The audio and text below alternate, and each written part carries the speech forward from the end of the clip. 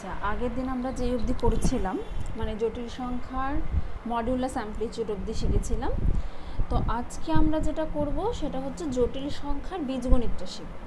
মানে দেখো, যখনই আমরা কোনো নতুন সংখ্যা শিখেছি, সেটা বাস্তব সংখ্যাই হোক বা মূলদ সংখ্যাই হোক, যে সংখ্যাই হোক না কেন, আমরা সঙ্গে সঙ্গে সেই সংখ্যার মধ্যে দুটো সংখ্যাকে যোগ করলে কেমন হয়, বিয়োগ করলে কেমন হয়, গুণ করলে কেমন হয়, ভাগ করলে কেমন হয়, সেগুলো সঙ্গে সঙ্গে জেনেছি।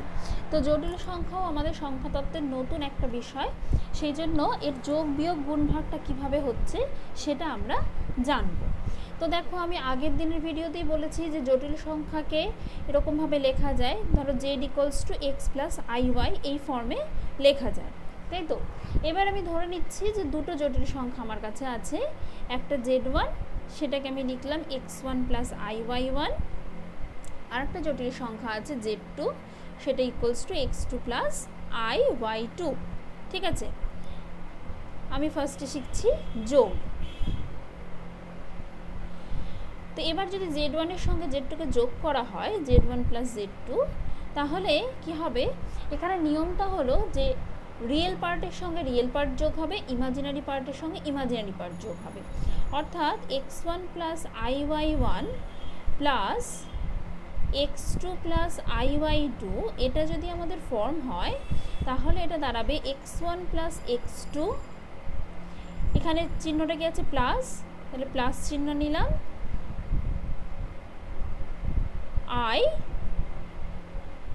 iy1 + iy2 লিখতে পারো, বা এটাকে কমন নিয়েও লিখতে পারো। ঠিক আছে, x1 + x2 + i × y1 + y2। তো যাই হোক, একটা এক্সাম্পল দিয়ে দেখা যাক।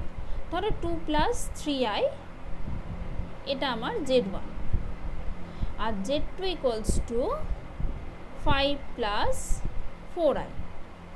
তো তাহলে z1 + z2 করলে দুটো রিয়েল পার্ট যোগ হবে, অর্থাৎ 2 + 5 হবে, প্লাস i × 3 + 4 হবে। ঠিক আছে, তো এই দুটো যোগ করার ফলে কি দাঁড়াচ্ছে, 7 + 7i। ঠিক আছে, 7 + 7i, এটা আমাদের যোগফল।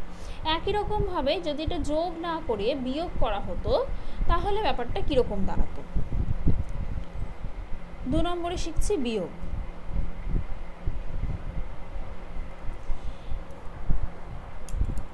কিছুই না, সাইনটা পাল্টে যাবে। যেমন আমরা প্রত্যেকটা সংখ্যা তত্ত্বের ক্ষেত্রেই দেখেছি, z2 যদি x2 + iy2 হয়, তাহলে z1 - z2 = x1 + iy1 - x2 + iy2। তো সেখান থেকে এটা দাঁড়াবে x1 - x2 + y1 - y2।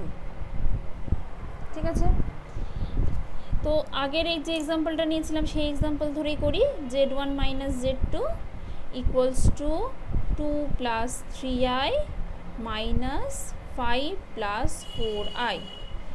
তাহলে হচ্ছে 2 - 5 প্লাস i × 3 - 4, অর্থাৎ -3 প্লাস প্লাস তো হচ্ছে না, এটা -1 হচ্ছে, তার মানে -1i, বা শুধু -iও লিখতে পারো, 1iও লিখতে পারো, শুধু iও লিখতে পারো। তাহলে এটা আমাদের বিয়োগফল। এবার আমরা গুণ শিখব। যোগ বিয়োগ গুণ ভাগ এগুলো এমন কিছু নয়, খুবই সোজা। একবার দেখলেই তোমরা বুঝতে পারবে যে কি করে আমরা z1 z2টা করব। z1 × z2, এটা আসছে x1 + iy1 × x2 + iy2। এখানে কিন্তু আবার প্রত্যেকটার সঙ্গে প্রত্যেকটা গুণ হবে, মানে আমি এইভাবে সাজিয়ে নিতে পারি, x1 × x2 + iy2 + iy1 × x2 + iy2। ঠিক আছে, তো তাহলে x1 দিয়ে দুটোকে গুণ করছি, কি হবে, x1 x2 হবে, প্লাস i × x1 y2 হবে, প্লাস i × x2 y1 হবে। আচ্ছা, এবার দাঁড়াচ্ছে প্লাস আই এর স্কোয়ার আই ইন্টু আই, তার মানে আই স্কোয়ার y1 y2। এবার আই স্কোয়ার মানে আমরা কী শিখেছি আগের দিন, আই স্কোয়ার মানে -1, তার মানে এটা দাঁড়াচ্ছে x1 x2 plus I x1 y2 plus I x2 y1 minus y1 y2। তাহলে রিয়েল পার্ট দুটোকে এক জায়গায় করে দিচ্ছি, x1 x2 minus y1 y2 plus I common নিয়ে x1 y2 plus x2 y1। ঠিক আছে, এবার নেক্সট আমরা চলে আসছি ভাগ। দুটো জটিল সংখ্যাকে ভাগ করব, অর্থাৎ z1 বাই z2 করব। তো আগের দিন আমরা অনুবন্ধী শিখেছি, সেই অনুবন্ধীটাকে আমরা এখানে কাজে লাগাবো। x1 plus i y1 by x2 plus i y2।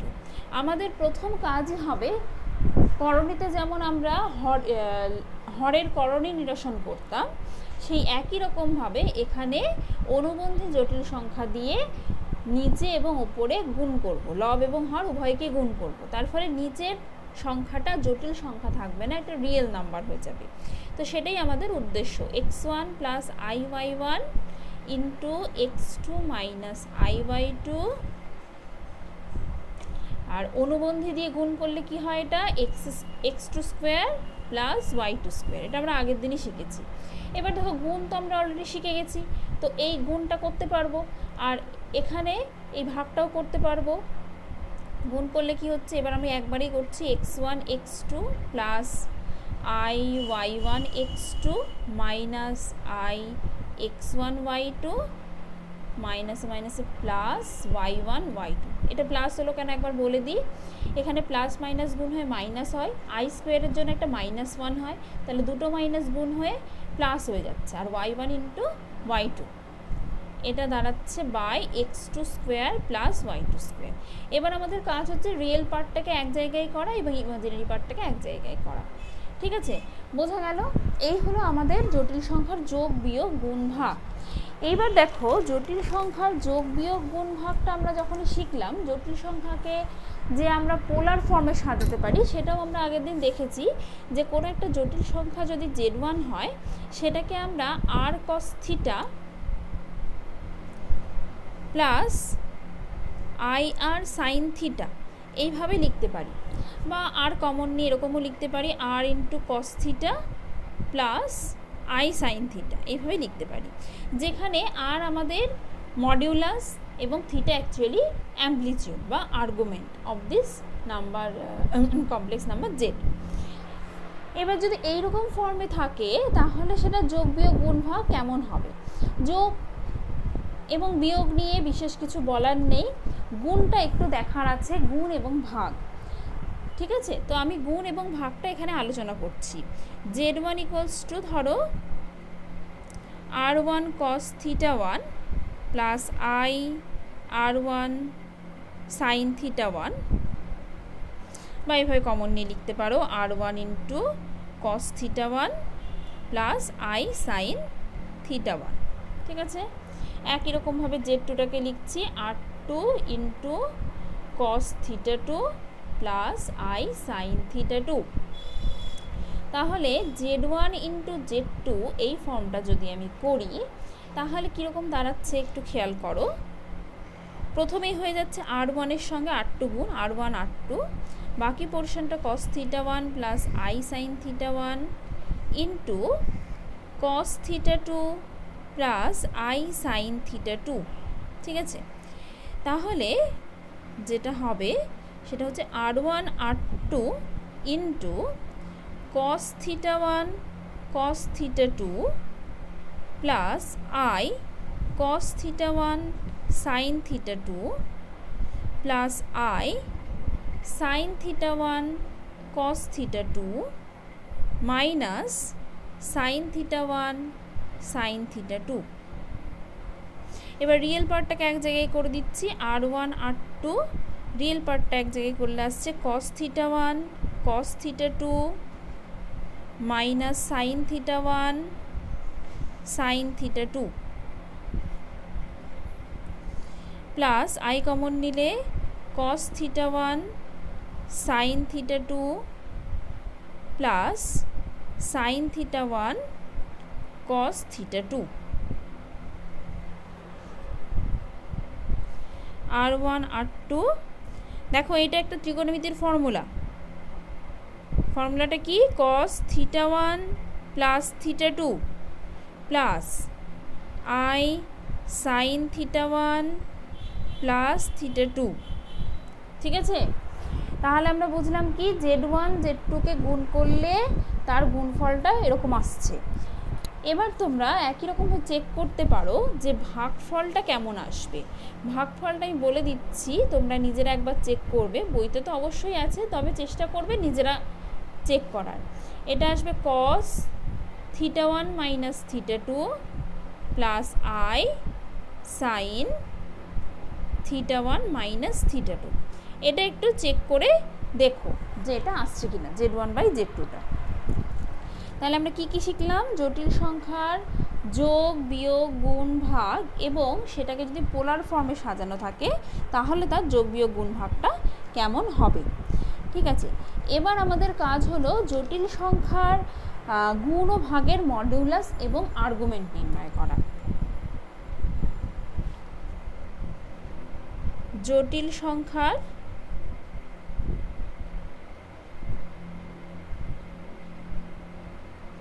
গুণ ও ভাগের মডিউলাস ও আর্গুমেন্ট নির্ণয়। দেখো গুণফলটা আমরা অলরেডি শিখে গেছি, এমনিতেই শিখে গেছি। পোলার ফর্মে নিলে আমাদের জিনিসটা বুঝতে সুবিধা হবে। তো পোলার ফর্মটা আমি আগে বুঝিয়ে দিই, তারপরে আমরা এমনি অ্যালজেব্রিক ফর্ম যেটা আছে সেটাও আলোচনা করব। তো পোলার ফর্মে জিনিসটা কীরকম এসেছে দেখো, r1 r2 cos theta 1 plus theta 2 plus i sine theta 1 plus theta 2। তাহলে বুঝতেই পারছো যে z1 আর z2-র মডিউলাসটা কি হবে। z1 z2-র মড যদি করি তাহলে খুব স্বাভাবিকভাবে এটা r1 r2 হয়ে যাবে, তাই নয় কি? তার কারণ দেখো আমরা সূত্র কি জানি, মডিউলাসের সূত্র √(x² প্লাস y²। তাহলে x² এখানে কত, r1 r2 cos theta 1 plus theta 2, আর y কত, r1 r2 sine theta 1 theta 2। এবার যখন স্কোয়ার করে যোগ করছি cos square theta plus sine square theta করলে 1 হয়ে যায়, রুট করলেও সেটা 1 হবে, সুতরাং পড়ে থাকবে তোমার r1 r2। এবার r1 মানে কতর মড, z1 এর মড, আর r2 মানে কিসের মড, z2-র মড। তাহলে z1 আর z2 এই গুণফলের মডিউলাসটা অ্যাকচুয়ালি z1 আর z2 এর মডিউলাসের গুণ। তাহলে গুণ করে মড করা বা মড করে গুণ করা জিনিসটা কিন্তু একই রকমভাবে যদি আমরা z1/z2 করি এবং তার মডিউলাস নিই, দেখবে সেটা হয়ে যাচ্ছে z1/z2 তার মডিউলাস।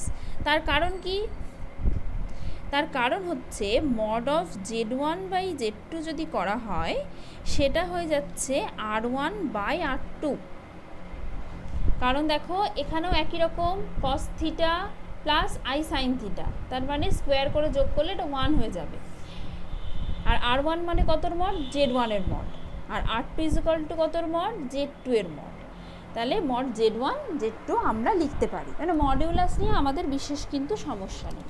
আচ্ছা, এইবার গুণের আর একটা ফর্মে চলে আসছি। এইখানে যে ফর্মটা আছে সেই ফর্মে যদি আসি তাহলেও কি হবে, তাহলেও আমরা কি করব, z1 z2 modulus = x1 x2 minus y1 y2 whole square plus x1 y2 plus y1 x2 y1 এর হোল স্কোয়ার, এদের স্কোয়ার করে যোগ করব।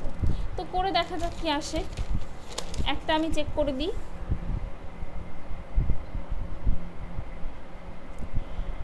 z1 z2-র মডিউলাস করছি, তার মানে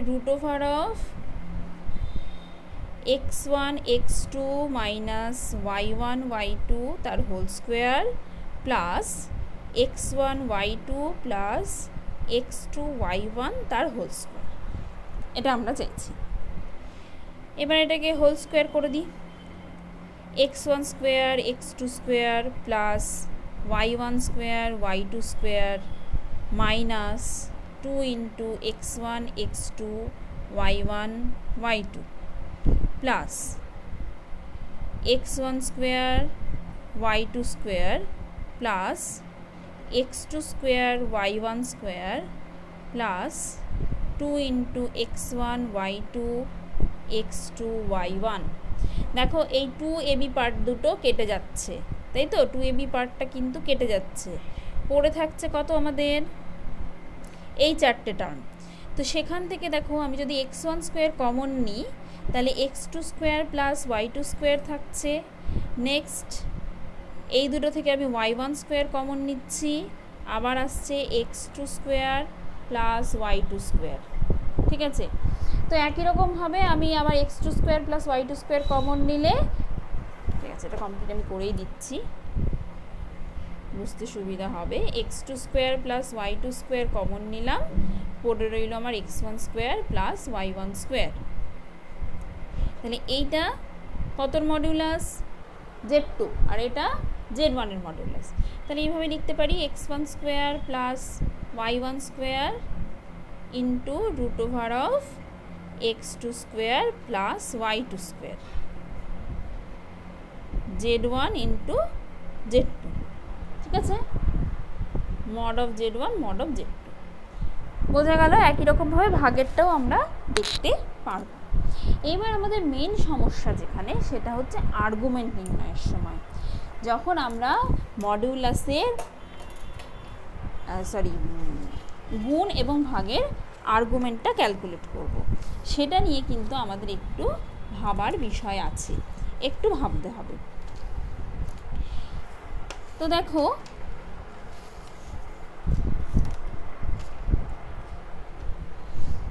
আর্গুমেন্টের মুখ্য মান, গৌণ মান, এগুলো নিয়ে আমরা আলোচনা করেছি আগের ভিডিওতেই।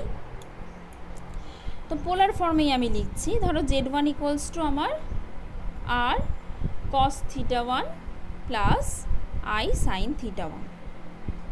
তাহলে এই z1 এর মডিউলাস কত, আর্গুমেন্ট কত, বা অ্যামপ্লিটিউড অফ z1 কত আসছে θ1, আর θ1 এর রেঞ্জটা আমরা কি জানি, θ1 এর রেঞ্জটা আমরা জানি মাইনাস পাই থেকে θ1 এর রেঞ্জটা দাঁড়াচ্ছে পায়ের মধ্যে। তাহলে θ1 এর রেঞ্জটা মাইনাস পাই থেকে পায়ের মধ্যে। একই রকমভাবে z2 ইকুয়ালস টু ধরো আর cos θ2 প্লাস i sin θ2, তার মানে amplitude of z2 equals to θ2, ঠিক আছে। আবার θ2 রেঞ্জ কত, মাইনাস পাই থেকে পায়ের মধ্যে। তাহলে আমরা যখন z1 আর z2 গুণটা করলাম তখন আমরা কি দেখলাম, গুণফলটা আসছে, এটা r1 r2 করি, r1 r2 cos θ1 plus θ2 plus i sin θ1 plus θ2। তাহলে এখান থেকে পরিষ্কার বুঝতে পারছো যে অ্যামপ্লিটিউড অফ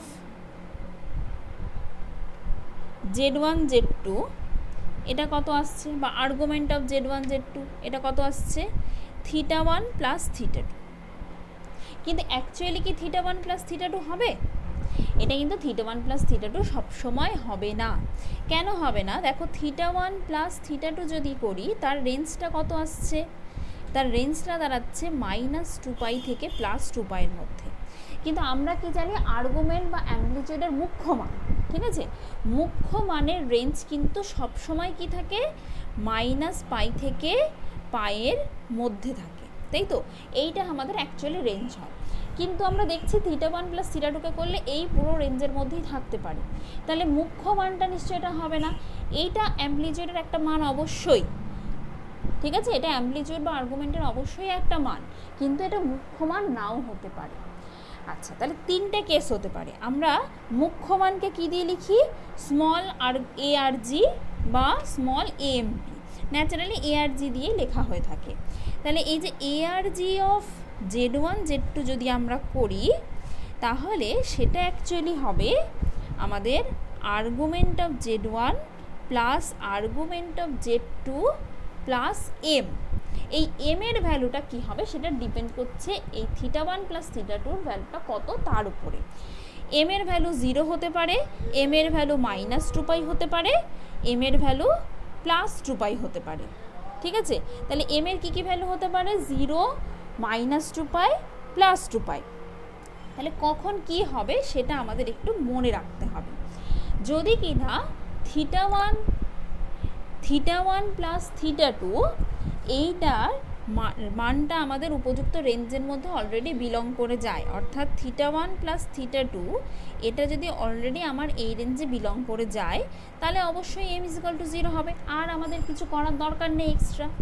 কিন্তু যদি উপযুক্ত রেঞ্জে বিলং না করে, অর্থাৎ 2π থেকে θ1 প্লাস θ2টা <= -π এর মধ্যে হয়, তাহলে আমরা m নেব +2π, অর্থাৎ 2πকে আমার যোগ করে নিতে হবে। তাহলে 2π যোগ করে দিলে এই রেঞ্জটা কীরকম দাঁড়াচ্ছে? এই রেঞ্জটা কমে গিয়ে 0 থেকে, আমি ধরে নিচ্ছি এটা যোগফলটা থিটা, তাহলে লিখতে সুবিধা হবে, 0 θ π হয়ে যাচ্ছে। ঠিক আছে, তাহলে কিন্তু এই রেঞ্জটা চেঞ্জ হয়ে যাচ্ছে। আর 3 নম্বর কি? যদি কি না θ1 প্লাস θ2 এর রেঞ্জটা π থেকে 2π এর মধ্যে হয়, θ1 প্লাস θ2 <= 2π এই রেঞ্জে হয়, তাহলে তো θ1 θ2 ভ্যালু বেশি হয়ে গেল, আমাকে m তাহলে ধরে নিতে হবে 2-2π। তাহলে -2π করে দিলে তখন এই রেঞ্জটা রিডিউসড হয়ে কি হয়ে যাবে? -π থেকে 0-র মধ্যে চলে আসবে, -π থেকে 0-র মধ্যে চলে আসবে। তো এই জিনিসটা আমাদেরকে একটু মনে রাখতে হবে যে m এর ভ্যালুটা আমরা কি নেব। বুঝতে পেরেছো? একই রকমভাবে আমরা যখন ভাগ করছি, অর্থাৎ argument of Z1 by Z2 করছি, সেটা অ্যাকচুয়ালি হয়ে যায় argument of Z1 minus argument of Z2। এইটা অ্যাকচুয়ালি দাঁড়াচ্ছে, তার কারণ কি? আমরা পোলার ফর্মে নিয়ে গিয়ে দেখেছি এটা θ1 মাইনাস θ2 হয়। তাহলে আর্গুমেন্ট অফ Z1 মাইনাস Z2টা আসবে argument of Z1 minus argument of Z2। ঠিক আছে, এইবার আবার একই কথা, θ1 মাইনাস θ2টা সবসময় কি আমাদের উপযুক্ত রেঞ্জে থাকবে? যদি না থাকে তাহলে আবার আমরা কি করব? অ্যাকচুয়ালি এইটা না লিখে আমরা কি লিখতে পারি? আমরা লিখতে পারি এটা plus m, argument of Z1 by Z2 = argument of Z1 minus argument of Z2 plus m। এবার একই রকমভাবে এখানে যেমন বললাম m এর ভ্যালুগুলো ডিফারেন্ট হবে, যে রেঞ্জে থাকবে সেই অনুযায়ী m এর ভ্যালু হবে। যেমন উপযুক্ত রেঞ্জে যদি থাকে তাহলে m এর ভ্যালুটা 0 হবে, যদি -2π থেকে π এর মধ্যে থাকে তাহলে একরকম হবে, আর যদি কিনা কি বলছিলাম, হ্যাঁ, π থেকে 2π এর মধ্যে থাকে তাহলে m = -2π হবে। তো এই হচ্ছে আমাদের গুণ এবং ভাগফলের মডিউলাস এবং অ্যামপ্লিটিউড নির্ণয়। তো আগের দিন আমি যেটা দিয়েছিলাম মানে হোমওয়ার্ক হিসাবে তোমাদের 11 আর 12-র অঙ্কগুলো, তো সেখানে মডিউলাস অ্যামপ্লিটিউডের কিছু গুণ দিয়েছিল, তাই তো? মানে সেগুলো যদি তোমরা আগে মানে গত দিনের ভিডিও দেখে অঙ্কগুলো করে থাকো, তো সেইখানে একটু বড় হয়েছে, তাই তো? সেখানে নিশ্চয়ই অঙ্কগুলো একটু বড় হয়েছে, মানে গুণটা আগে করে নিয়েছে বা ভাগটা আগে করে নিয়ে তারপরে আমরা মডুলাস অ্যামপ্লিটিউড ক্যালকুলেট করেছি। কিন্তু আজকে আমরা যে জিনিসটা শিখলাম, অর্থাৎ গুণের এবং ভাগের মডুলাস এবং অ্যামপ্লিটিউড ক্যালকুলেট করা, তো সেখান থেকে কিন্তু খুব ইজিলি আমরা যে কোনো সংখ্যার গুণের এবং ভাগের অ্যামপ্লিটিউডটা করতে পারবো। তো এটা শুধুমাত্র দুটোর জন্য নয়, 3-4টের জন্য কিন্তু হতে পারে। তবে ভাগটা 3-4টের নয়, ভাগটা দুটোর জন্যই, গুণটা কিন্তু 3-4টের জন্য এটা ভ্যালিড। আচ্ছা, আর একটা জিনিস আমাদের আছে, আর একটা না অনেকগুলো জিনিস আছে।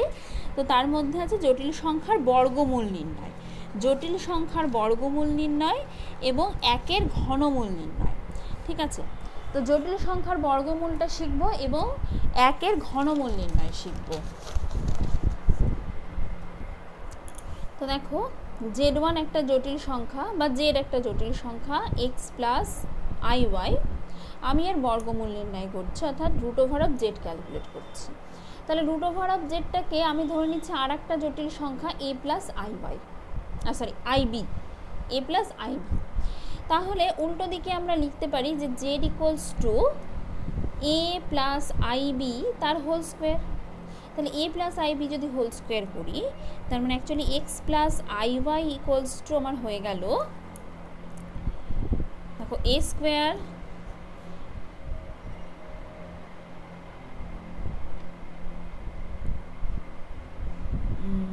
এখানে কিন্তু একটা জিনিস মাথায় রেখো, 2iab এটা আসবে, তার সঙ্গে তো মাইনাস বি স্কোয়ার হবে, প্লাস বি স্কোয়ার হবে না।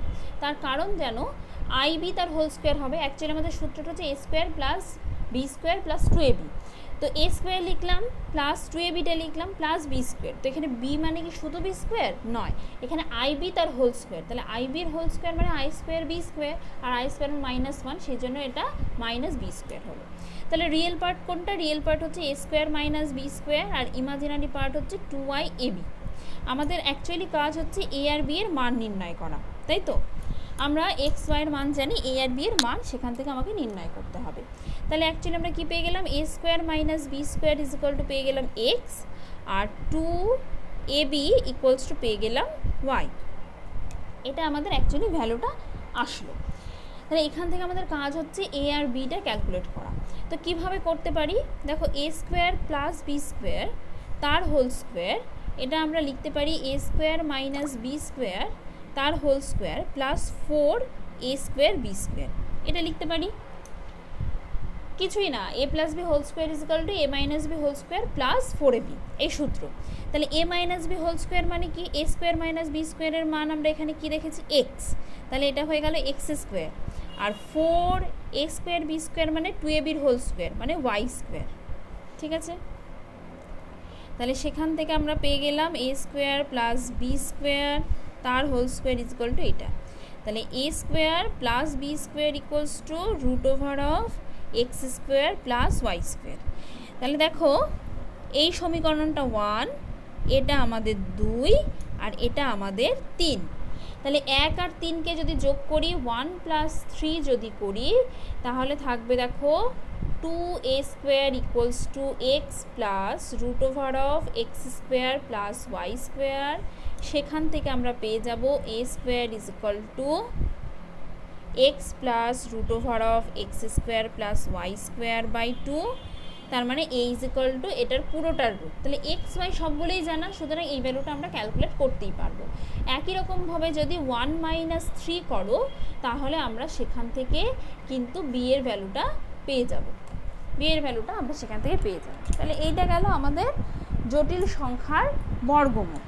এবার আমরা চলে আসছি একের ঘনমূল। একের ঘনমূল, তো একের ঘনমূল কিভাবে ক্যালকুলেট করব? আমি ধরে নিচ্ছি এক্সকে কিউব করলে 1 হয়, তাহলে এক্সটাই আমার একের ঘনমূল। মানে এখানে এক্সের মান 3টে হতে পারে। দেখো, এখানে আমি সূত্রটা লিখি, x cube minus 1 is equal two 0। এটাকে সূত্রে ভাঙতে পারি, x minus 1 into x square plus x plus 1 equals to 0। তাহলে এখান থেকে কি পাবো? এক্স মাইনাস 1 ইকুয়ালস টু 0 বা x square plus x plus 1 equals to 0। তাহলে এখান থেকে এক্স ইকুয়ালস টু 1 একটা ভ্যালু পেলাম। আর এই সমীকরণটা সমাধান করলে, শ্রীধর অ্যাপ্লাই করে যদি এটাকে সমাধান করি, তাহলে এক্সের আরও দুটো মান পাবো। কীরকম? X equals to -1 plus minus √a square b square minus 4ac, তাই তো? তাহলে বি স্কোয়ার মাইনাস 4ac মানে এটা 1 স্কোয়ার মাইনাস 4ac, তাহলে -4, সবগুলোই তো 1 1 আছে, তাহলে -4 বাই 2a, তাহলে বাই 2। তাহলে -1 plus minus root over of -3/2, তাহলে -3 এর রুট মানে এটাকে আমরা √3i লিখতে পারি, তাহলে -1 প্লাস মাইনাস √3i/2। এবার দেখো এখানে দুটো ভ্যালু পেলাম, একটা হচ্ছে -1 প্লাস √3i/2, একটা -1 মাইনাস √3i/2। তাহলে এখানে এক্স এর তিনটে মান পাওয়া গেল, এক হচ্ছে x = 1, আর একটা -1 প্লাস √3i/2, আর একটা হচ্ছে -1 মাইনাস √3i/2। এবার এই দুটোকে দুটো চিহ্ন দ্বারা লেখা হয়, একটা ওমেগা একটা ওমেগা স্কোয়ার, এটাকে এই দুটো চিহ্ন দ্বারা লেখা হয়। এবং এই কটা জিনিস একটুখানি মনে রাখবে, 1 প্লাস ওমেগা স্কোয়ার এই তিনটেকে যদি যোগ করো দেখবে এটা 0 আসবে। 1 প্লাস ওমেগা স্কোয়ার = 0, এটা কিন্তু খুব ইম্পর্টেন্ট একটা সূত্র। আর একটা সূত্র আছে, সেটা হচ্ছে ওমেগা কিউব = 1, এটা আর একটা ইম্পর্টেন্ট সূত্র। ঠিক আছে, এই জিনিসগুলো একটু মনে রাখতে হবে। মোটামুটি আমাদের যা ফর্মুলা ছিল সেগুলো আমরা শিখলাম, আর যদি আমাদের আরও কিছু লাগে সেগুলো আমরা এক্সারসাইজ সলভ করতে করতে শিখব। তো আজকের ভিডিও আমি এখানেই স্টপ করছি, নেক্সট ভিডিও থেকে আমি এক্সারসাইজগুলো স্টার্ট করব। ঠিক আছে।